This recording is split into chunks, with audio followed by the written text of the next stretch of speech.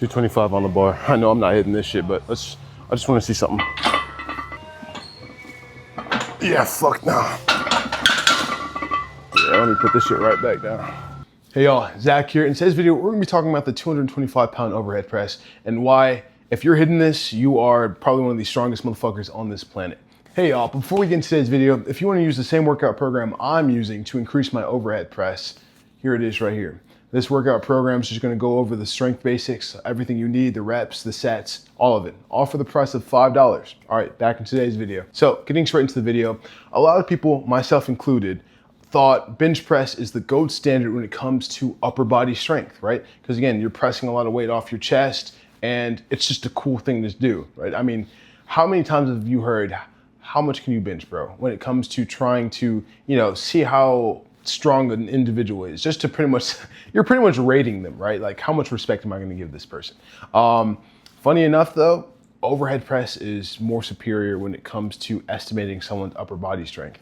Yes, bench press is very good. There's a reason why the NFL Combine still uses how many reps of 225 can you do when it comes to bench pressing.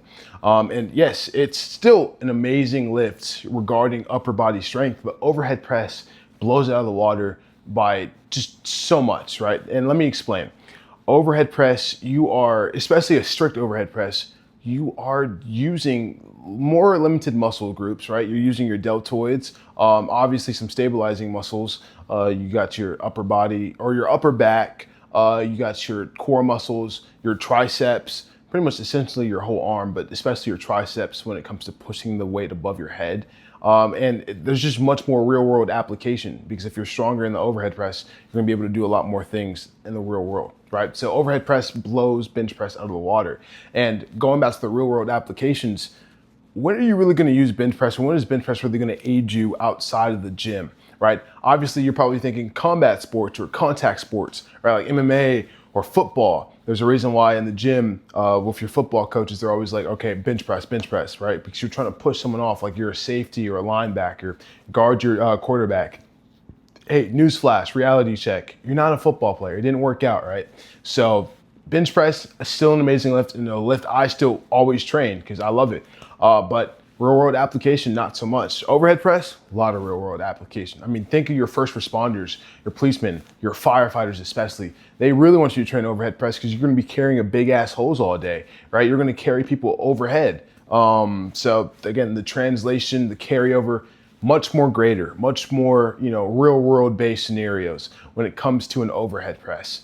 So not only that is that more impressive, it's just, yeah. So that out of the way, 225 overhead press. How impressive is this, like statistically speaking, right? So stats, if we're talking about stats, only 0.05% of the world population can even touch 225. And I don't know if you know this, but there's about 8 billion plus people on the planet.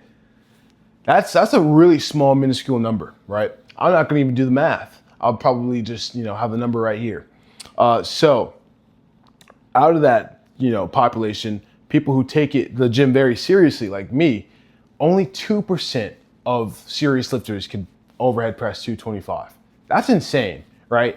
And I also looked it up. Apparently, a 225 overhead press is, similar to a 405 bench. I must have missed the memo, because again, if you don't know, and if you're new to my channel, I can bench press 405. Here's a video of me doing so.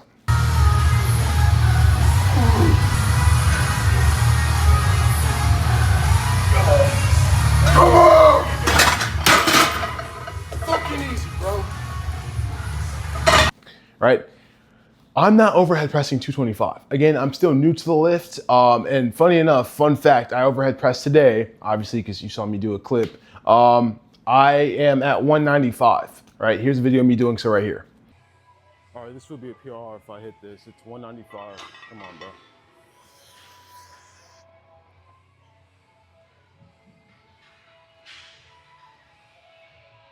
bro. Nice.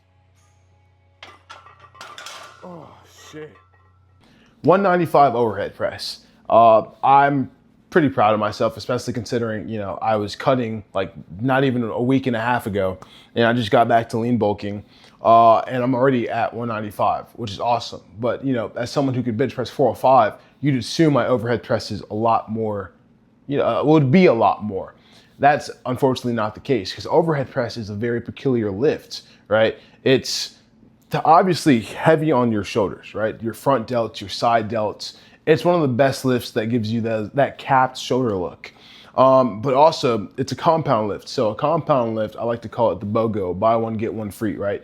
In other words, you work a lot of other muscles at the same time. And these are called stabilizing muscles because it's helping you stabilize yourself, your body, while, performing this lift. And the muscles that come to my mind are obviously your upper back, right? Your upper trap muscles, and then your core. And then obviously your triceps. Your triceps are very important because it helps you push through that lockout. And that's why close grip bench, funny enough, actually has more carryover to your overhead press or building your overhead press, despite, bench press, your regular conventional bench press, where your grip is a lot more wider, right? To help you perform the bench press, the regular bench press easier. With a close grip, it's targeting your triceps a lot more, right? It's hitting all three heads of your triceps, which is very important when it comes to overhead pressing. So close grip and overhead press have a lot of carryover because the biggest thing you need to do is perform the lockout, right? And that's probably why my overhead press has improved significantly since I was cutting, right? I was just doing close grip a lot more. And again, getting back to how impressive 225 is, I'm a 405 bencher and I can't overhead press 225. And again, they said the similarity to, or the transfer over, the carryover of a 225 overhead press is like a 375 to a 405 bench. I'm obviously well above 375, but I'm still not overhead pressing 225 at all. And 225 is just impressive, right? And going back to saying how overhead presses has more real world carryover and how it's pretty much should be the golden standard of upper body strength. It should be because it is, right? I mean, again, when are you going to be pressing someone or just doing any type of being in that type of situation ever? Overhead press, way more real world carryover. So, and if you're overhead pressing 2 plates, you're a strong motherfucker. I'm immediately assuming you have cap delts. You've been doing this for a long time, or you're just genetically gifted. Obviously, you're going to have above average genetics in general to be able to overhead press 2 plates, especially doing this with strict form.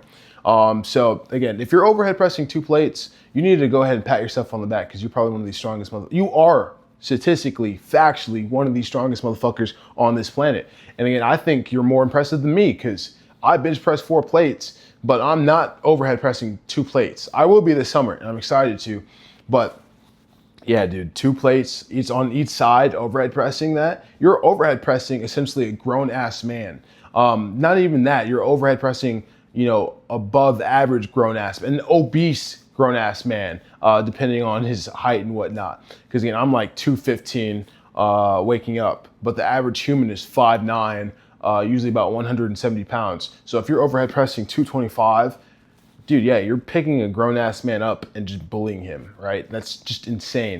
And you have a lot more weight with leeway, especially if you're, fucking picking up a 5'9" guy. I don't know why you would do that, but yeah, you're strong as fuck. Obviously, it depends on body weight and whatnot, but if you're, 225 overhead pressing your body weight, you're still strong as fuck because you're picking yourself up essentially with that amount of muscles that are, activated during an overhead press. And obviously, if you're 200 pounds or less, that's some elite category type shit, dude. You're strong as fuck. I don't even care if you're above 225 overhead pressing 2 plates. You're still a strong motherfucker, right? Yeah, so that's pretty much the end of this convo when it comes to 225 overhead press. If I'm seeing someone overhead press 2 plates, yeah, you're the real deal. I mean, I go to a gym filled with dudes who are on shit, they abuse steroids. And I don't even see them overhead pressing that kind of weight. Honestly, I don't see a lot of people overhead pressing in general because it's more of a strongman activity. But if I did, I'm still not seeing them overhead press 2 plates. And if I do see them doing that, they're gonna catch me watching them because holy fuck, you're strong. You're strong as hell. But that's today's video. Let me know if you guys enjoyed this kind of content and let me know how much you guys can overhead press. I wanna know how strong my community is, right? But yeah, that's it. Make sure to like, comment, subscribe, and I really appreciate you guys. Thank you.